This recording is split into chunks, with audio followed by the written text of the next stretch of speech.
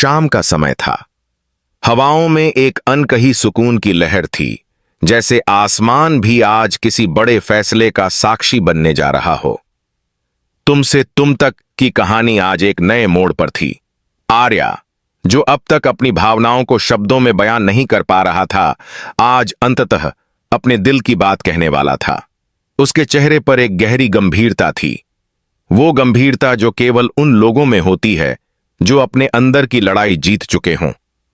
अनु आंगन में दिया जला रही थी। उसके चेहरे पर मासूमियत थी, पर आंखों में डर। डर इस बात का कि कहीं फिर कुछ गलत न हो जाए, कहीं आर्या फिर से उससे दूर न चला जाए। पिछले कुछ दिनों की घटनाओं ने दोनों के बीच बहुत कुछ बदल दिया था। नफरत, गलतफहमियां, दूरी, और फिर वह क्षण जब अनु ने अपनी जान की परवाह किए बिना आर्या को बचाया था। वह दृश्य अभी तक आर्या के दिल में किसी छाप की तरह अंकित था। आर्या धीरे धीरे अनु की ओर बढ़ा। चारों ओर सन्नाटा था, बस दियों की लौ हिल रही थी। अनु ने उसकी आहट महसूस की और पलट कर देखा। आर्या की निगाहों में आज कुछ अलग था, ना गुस्सा, ना दर्द, बस एक गहराई जो सीधे उसके दिल को छू रही थी। अनु। आर्या ने पहली बार उस नाम को इतने अपनापन से पुकारा। अनु के दिल की धड़कन तेज हो गई। वह कुछ बोलना चाहती थी, लेकिन शब्द जैसे कहीं खो गए थे। आर्या उसके करीब आया और बोला, मैंने बहुत सोचा, बहुत समझा। जिंदगी ने हमें कई बार अलग करने की कोशिश की, पर हर बार किस्मत ने हमें फिर से मिलाया। शायद यही इशारा है कि हम एक दूसरे के लिए बने हैं। आज मैं तुम्हें अपनी पत्नी के रूप में स्वीकार करता हूं। अनु की आंखों से आंसू झरने लगे, लेकिन वो दुख के नहीं, खुशी के थे। उसकी सारी पीड़ा, सारी तन्हाई, सब जैसे पल भर में मिट गई। उसने कांपते हुए हाथ से आर्या का हाथ थामा। आर्या ने पहली बार बिना झिझक उस हाथ को कसकर थाम लिया। यह सिर्फ एक स्पर्श नहीं था, यह दो आत्माओं का मिलन था। पास खड़ी देविका और सिया ने ताली बजाई। माहौल खुशियों से भर गया, लेकिन इस खुशी के बीच एक छाया थी जो चुपचाप दूर से यह सब देख रही थी। जलंधर। जलंधर की आंखों में गुस्सा और जलन थी। वह कभी नहीं चाहता था कि आर्या और अनु एक हों।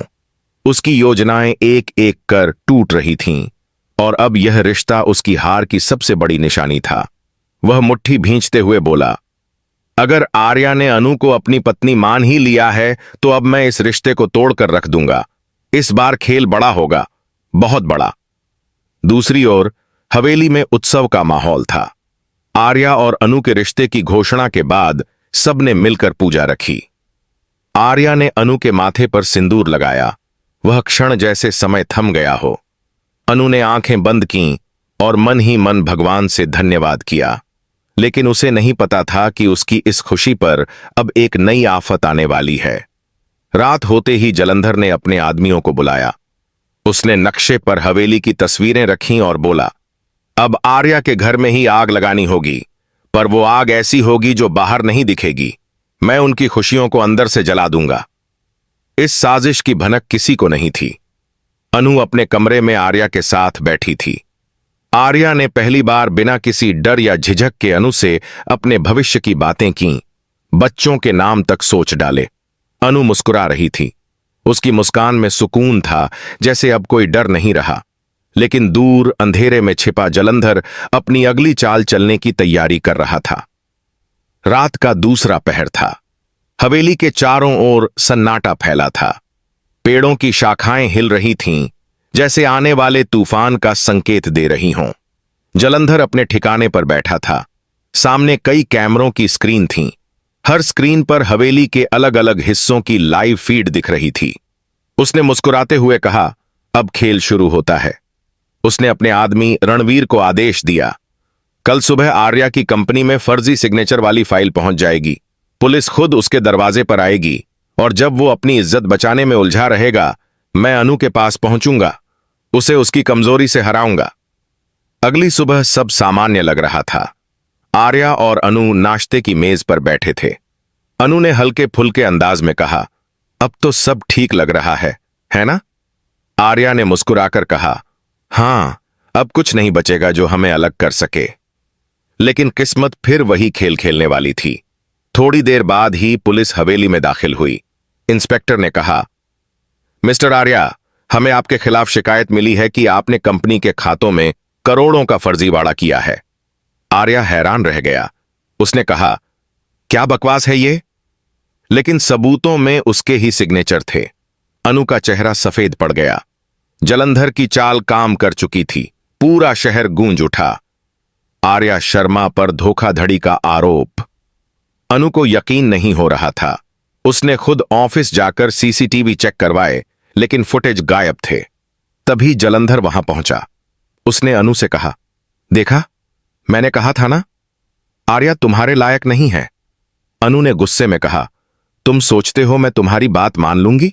तुम चाहे कुछ भी कर लो, मैं आर्या के साथ हूं। जलंधर मुस्कुराया। ठीक है अनु, अब देखना कि तुम्हारा आर्या कैसे तुम्हें खुद से दूर करेगा। वह बोला, मैंने आर्या के खिलाफ और भी सबूत रख दिए हैं। वो खुद तुम्हें दोषी मानेगा कि तुम्हारी वजह से उसकी जिंदगी बर्बाद हुई। उधर आर्या पुलिस स्टेशन में बैठा था, टूट चुका था। उसके मन में भी शक के बीज बो दिए गए थे। उसने किसी के शब्द याद किए, आर्या, अनु के आते ही तुम्हारे दुश्मन बढ़े हैं। आर्या के दिल में पहली बार अनु के लिए शक ने जगह बनाई, लेकिन अगले ही पल उसके दिल ने कहा, नहीं, वो ऐसा नहीं कर सकती। अनु स्टेशन पहुंची।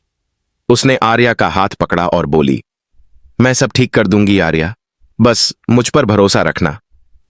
आर्या ने चुपचाप उसकी आंखों में देखा, वो आंखें जिनमें झूठ का कोई नामो निशान नहीं था। उसने धीरे से कहा, अनु, अगर तुम साथ हो तो दुनिया भी मेरे खिलाफ हो जाए तो कोई फर्क नहीं पड़ता। इसी बीच सिया को जलंधर की चाल का एक सुराग मिला, एक पेन ड्राइव जिसमें असली फाइलें थीं। सिया ने जान जोखिम में डालकर वो पेन ड्राइव लाने की कोशिश की, लेकिन जलंधर के आदमी उसका पीछा करने लगे। एक रोमांचक पीछा शुरू हुआ। सड़कों पर गाड़ियां दौड़ रही थीं, गोलियों की आवाजें गूंज रही थीं। आखिरकार सिया ने किसी तरह फाइलें आर्या तक पहुंचाईं। आर्या की बेगुनाही साबित हो गई। जलंधर की साजिश खुलकर सामने आ गई। पुलिस उसके ठिकाने की तरफ बढ़ी, लेकिन वो पहले ही फरार हो चुका था। अंतिम सीन में आर्या ने अनु को गले लगाया और कहा, हर बार जलंधर हमें तोड़ने की कोशिश करता है, लेकिन शायद उसे नहीं पता, हम सिर्फ एक दूसरे से नहीं जुड़े, हमारी आत्माएं जुड़ी हैं। अब चाहे कोई भी आंधी आए, मैं तुम्हें कभी नहीं छोड़ूंगा। अनु ने मुस्कुराते हुए कहा, अब डर नहीं लगता, क्योंकि अब तुम मेरे साथ हो।